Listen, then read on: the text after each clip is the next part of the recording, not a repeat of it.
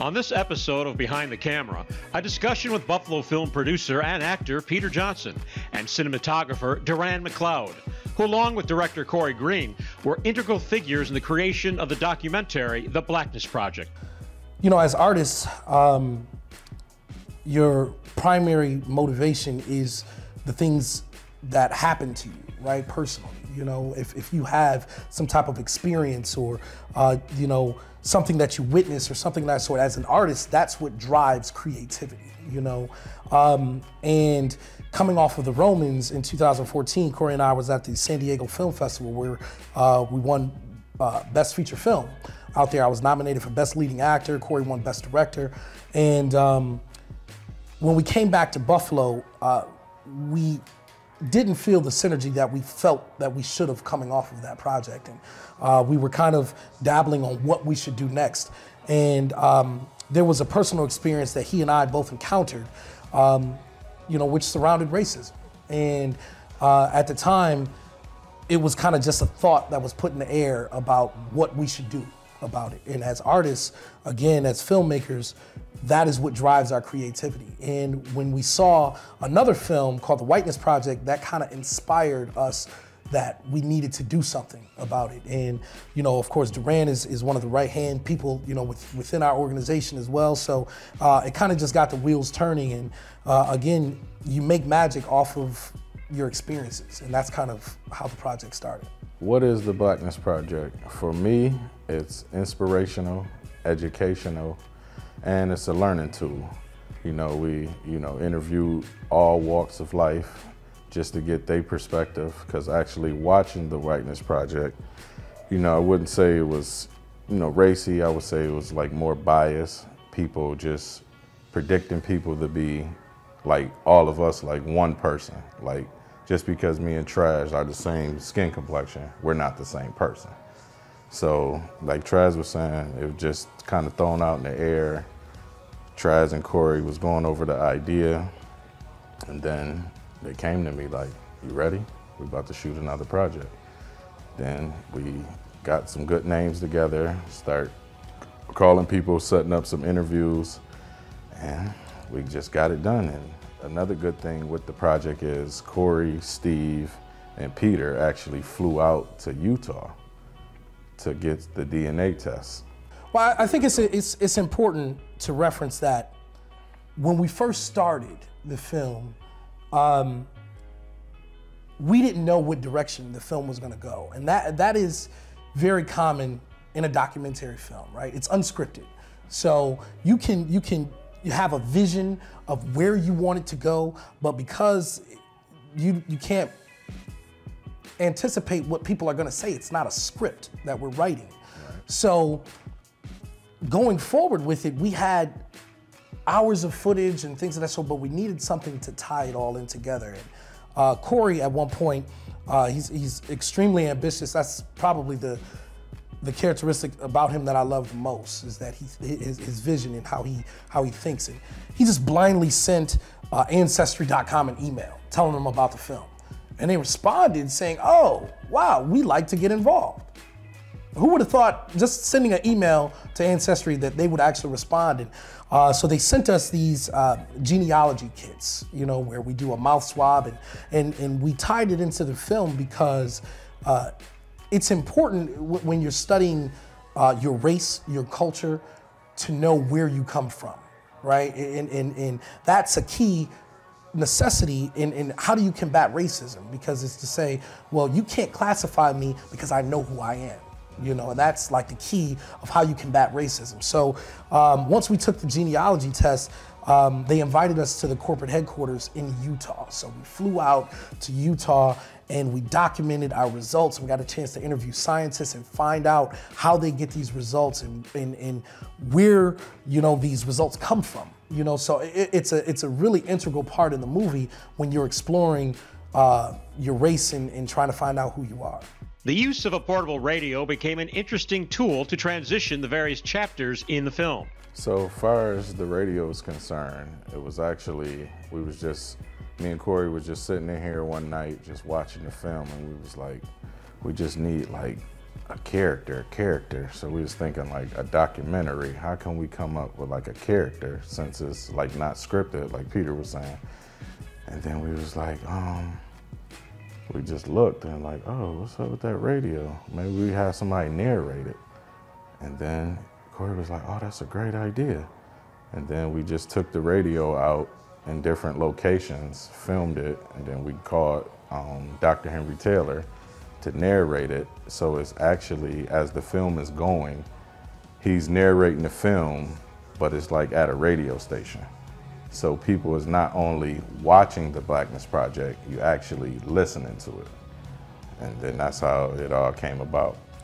It's great as well because you think about, and I think that sometimes when as artists, when we gel in a room and we all get to thinking, fate happens and sometimes we don't even know how it happens, right? So we can't even describe it, but it's really, the idea of the radio was so much bigger than just the initial conception of how we came up with it. Because you think about, the symbolism of the radio in the film and how Dr. Henry Taylor narrates it. It's almost very Martin Luther King-ish. It's very civil rights-ish, in his delivery approach. So when you think about the times of the civil rights era, the main form of communication was through radio. It wasn't through, a flat screen TV of what we have now or through the internet. It was through a form of a radio. So even when we come up with these ideas, sometimes the conceptual meaning of it, when we come up with it, it's so much bigger of a meaning than us just saying, oh my gosh, like the radio is it, but it means so much more than that. One of the most recognizable faces in the Blackness Project is actor and Buffalo native Stephen Henderson. Stephen McKinley Henderson is a Academy Award nominated, he's a Tony Award-winning actor out of Buffalo, New York.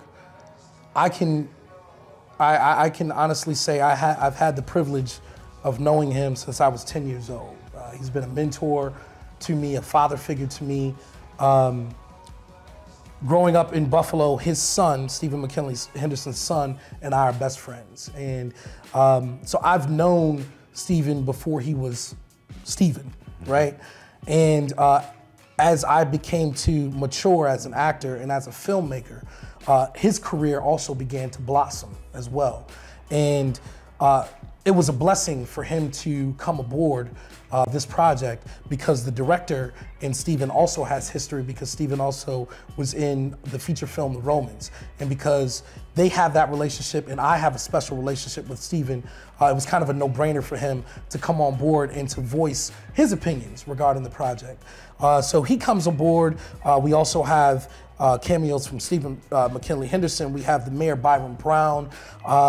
We also have other predominant people in the African American community, Lorna Hill, actor Willie Judson, that give their input, but we didn't want it to limit it to just people of what we call a certain social class standard. We open interviews up to everyone, all minorities of all social classes. So as you watch this film, you hear feedback from the local barbershop. You hear feedback from dignitaries because we wanted it to affect people of all social classes. At one point, the sheer size of the project took its toll on the tight-knit group of Buffalo friends. I'm gonna tell you something here. I'm gonna tell you I'm gonna give you guys something now that's never been told, right? So, we started off production and probably 100 hours into the film. And I'm gonna give this away, Korey might be upset at me. But Korey and I fell out for like 2 months over this project because it was his vision and I'm a producer and we had so much footage, we could not decide which direction this movie had to go into, and internally it created a lot of conflict. It really did because, and that's not to say it was on a personal level, that was on an artistry level. The director is, we're all family here. We all grew up knowing one another from the age of 10 years old. you know, playing football with one another. We're all family. But on an artistry level, it was very extremely challenging, you know, and each of us as individual artists, you know, we would get really frustrated with one another. And then as current events in America kept happening, it was like, when do the film stop? And as we getting emails and phone calls and, oh, I got a story. So we just, as the film was actually done, we end up opening back up the books because we interviewed a couple, probably 40 more people, and their stories was good. And they had, you know, race relation stories that we had to plug them into the film. And then as we plugged them into the film, we had to add more B-roll, and Stephen Henderson had to go back in the station and more radio footage, and it just was an ongoing story. And you got to think, a topic like this, right? Where do you stop? Because, and I remember us having that discussion, it was like every week, or not even that, every other day, there was something else in the news. And it's like, oh my gosh, this is, and you know, it's a gift and a curse, you know, because it's a gift as filmmakers, like we have all this content, but it's a curse because where do you stop? And I commend our director, Korey Green, because we all stood behind this because it was his vision, and he really took the film, you know, by the reins and really brought it in a direction that it made everyone happy, you know. But the initial process, man, was extremely frustrating. It took us a little over 2 years in order to complete the film. And that was, from a producer standpoint, extremely frustrating because we didn't have any money. You know what I'm saying? We didn't have money. And as independent filmmakers, you do it more so because you love it and because of the vision, not because you're gonna get rich off of it, you know? And so we had countless fundraisers, and we had to take money out of our own pockets and away from our own families in order to complete this film. And that's what makes the end product just even much more sweeter, because we know what we put into this film, from our man hours in fighting the finances and even the frustrations and the arguments amongst each other. We know what we put out. That's what makes the end product just so much more sweeter. The Blackness Project screenings have included provocative panel discussions at the film's conclusion. With the screenings that we have, I think when you define art, right, no one classifies and sees art the same way. You know, everybody takes something different out of it, you know, and that's the purpose of this film as well. You know, as filmmakers, we know the message that we want to convey, but when you watch it, you may take something different out of it than someone else. And that is the purpose. The Blackness Project is not just a film. This is an experience that we want to give. This is an event that we are providing, you know, so it includes the screening, it includes a talkback, it includes a panel discussion, because it's an educational experience. And that is what we want to that's what we want to provide and bring to the table. So it's more so we're looking at college institutions, we're looking at any type of corporate events, anyone that's interested in this topic. We're looking to bring this experience to you. So right now we've had our initial premiere. We also have events booked in Detroit. We have another screening booked in Harlem, New York, and we're looking to share this experience with everyone. You know, and that's a part of our goal, because it is an educational tool, and each person is going to get something different out of it. Peter Johnson feels the growing Buffalo film industry has created an atmosphere for more independent film projects like the Blackness Project. The energy in the city is great. You know, there's a lot of people that are excited about the different films that are coming to town, as well as a lot of the local filmmakers. You know, I haven't ever seen this spark and this type of energy in this city regarding the local scene. As a casting director, I get approached all the time regarding people that want to just be in the industry, whether it's on the acting side or people just want to be involved on the crew side. So the energy revolving around independent work you know, as well as a lot of the work that's coming in town for me as an independent filmmaker. When the bigger projects come in town, it's inspiring. You know, so, and I think that has trickled off to a lot of independent filmmakers because now we have more independent projects here more than ever.